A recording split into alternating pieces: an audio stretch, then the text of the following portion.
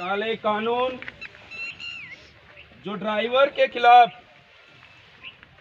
पारित करने का जो प्रस्ताव तक ले लिया है, उस काले कानून के खिलाफ ड्राइवर भाई जो हाल ही में एसडीओ कार्यालय ज्ञापन देकर के बीच यहाँ तक कलेक्टर ऑफिस तक जो बीच में जुड़े उन सभी तमाम ड्राइवर भाइयों से मेरा एक बार फिर से ये संदेश है कि ये लड़ाई यहाँ शुरू होकर के यहीं खत्म नहीं हो रही है, क्योंकि हमारे देश में ऐसा सिस्टम बनाया गया है कि हमारी कोई अगर बात होती है, वो बातों को कहीं न कहीं अगर हमें तकलीफ हो रही है तो हमें शायद ऐसा रोड पे आकर के उन सचेत जो सत्ता में सरकार बैठी है उसको सचेत करके बार बार बताना पड़ रहा है कि ये कानून हमारे खिलाफ है। तो मैं पूछना चाहता हूं आपके माध्यम से कि हमारे इलाके से जिन जिम्मेदार लोगों को हम प्रतिनिधित्व के तौर पर हमारी जिम्मेदारी उठाए, हमारी सुरक्षा करें, हमारी व्यवस्था देखें, उसके हिसाब से हम किसी व्यक्ति को प्रतिनिधित्व के तौर पे उसको निर्वाचित करके हम विधानसभा भेजते हैं कि नहीं भेजते हैं? तो वो हमारा रखवाला होना चाहिए कि नहीं होना चाहिए? होना चाहिए। तो ऐसे लोग आपके बीच में आकर के आपके बीच में से निर्वाचित होकर के राज्य सरकार में जाते हैं, उसका सदस्य बनते हैं और केंद्र सरकार में जाते हैं, उसके सदस्य बनते हैं। तो मैं आपके माध्यम से पूछना चाहता हूं कि हमने तो हमारा रक्षक चुन करके भेजा था कि हमारी रक्षा करेगा, पर वहां जाकर के तो राक्षस और भक्षक निकला है हमारे लिए। और वो भक्षक उनकी आंखों के सामने हमारे भाइयों के लिए रोजमर्रा जो जिंदगी है 300 रुपए में लेकर के सुबह गाड़ी पे चढ़ेगा तो शाम को उसके घर का चूल्हा जलेगा, ऐसा काम करने का वाला व्यक्ति है। उस भाई के लिए जो गलत कानून पास हो रहा है और हमारे नेता बैठे बैठे देख रहे हैं, उसको देख रहे नहीं देख रहे? अगर हमारे रक्षक होते, अगर हमारे लिए भला सोचते, तो अब तक 3 से 4 दिन हो चुके हैं काला कानून आए हुए, उनकी कलम उठती और लेटर पैड पे लिख करके देते कि केंद्र सरकार आपका ये काला कानून है, गलत कानून है, इसको नहीं लागू किया जाए। ये बात बोल सकते हैं? पर आपने तो गुलाम लोग अपने रक्षक बनाए।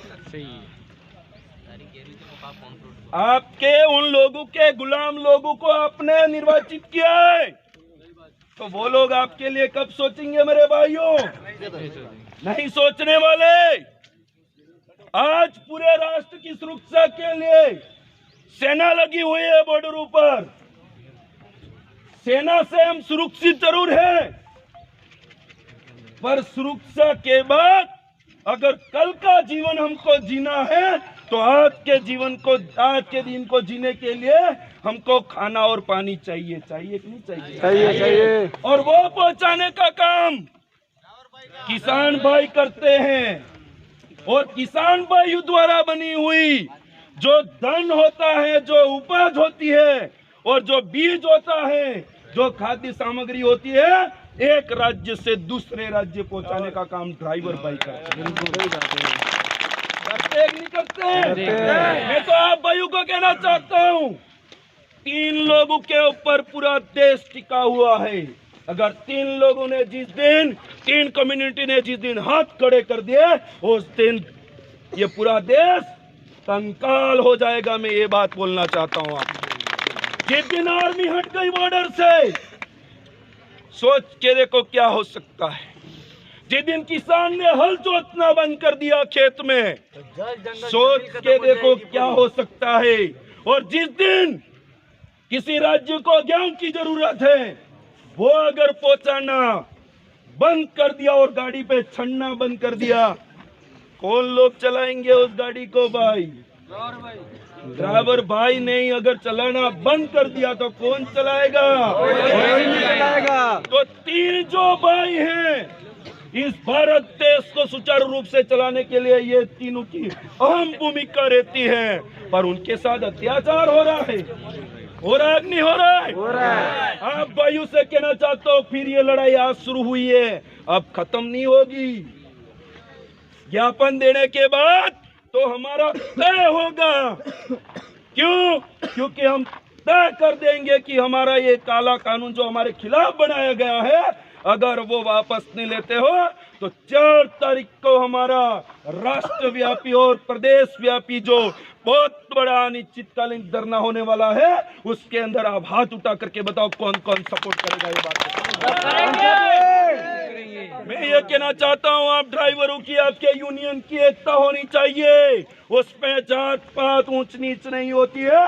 उस गाड़ी पे बैठ करके अगर क्लच गियर और स्टीयरिंग का अगर ज्ञान जानता है वो व्यक्ति ड्राइवर है, और उसकी जाति बिरादरी कुछ नहीं होती है। आपको एक भाई के तौर पे आपको तैयार होकर के आपके काले कानून के खिलाफ लड़ना होगा। बिल्कुल।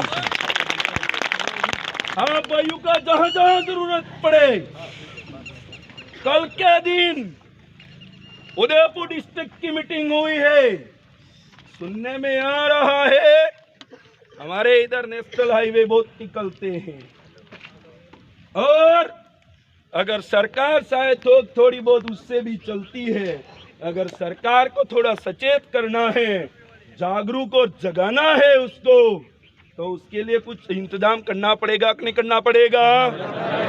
कल या परसों कोई मीटिंग होने वाली है, आपको सूचित किया जाएगा, और 4 तारीख को अनिश्चितकालीन धरना जो होगा वो उधर वाले भाई तो उस जगह पे रहेंगे, और हमें हमारी जिम्मेदारी निभानी है। हम कहाँ रहेंगे वो हमें काम करना है। करेंगे कि नहीं करेंगे मेरे भाई?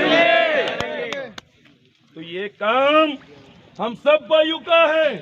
ये गाड़ी खड़ी, इस गाड़ी का भी ड्राइवर होता है कि नहीं होता है? होता है। हर किसी मरीज को लेकर के जाता है, और बाय द वे अगर कुछ चीज हो गई और अगर कोई मर गया, वो अगर उसको फिर हॉस्पिटल पहुंचाने के लिए चलेगा, उसको कोई हॉस्पिटल पहुंचाने वाला नहीं मिलेगा, ऐसा कर देंगे उसको।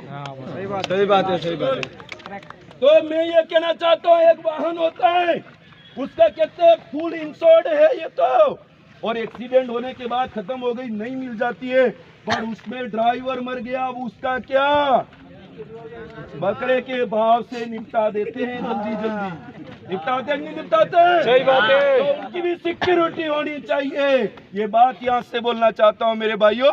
इसीलिए जो 5-6 साथी तैयार हो जाए और हम कलेक्टर महोदय को ज्ञापन देंगे। और एक बात प्रशासन भाइयों से निवेदन है, ये टेम्पू यूनियन हो या यहाँ पर जितनी भी गाड़ियाँ चलाने वाले, दिहाड़ी कमाने वाले ड्राइवर हैं, आज इनके खिलाफ कोई कानून बनाए तो धरना देने आए हैं।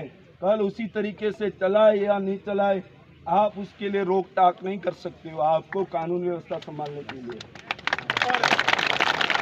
तो आप भाइयों से भी निवेदन है कि हमारा जो धरना होगा, पहले नंबर की बात, अनुशासन तरीके से हम बात करेंगे। तो आप सभी भाइयों को धन्यवाद, और 5 एक साथी तय हो जाए कि हम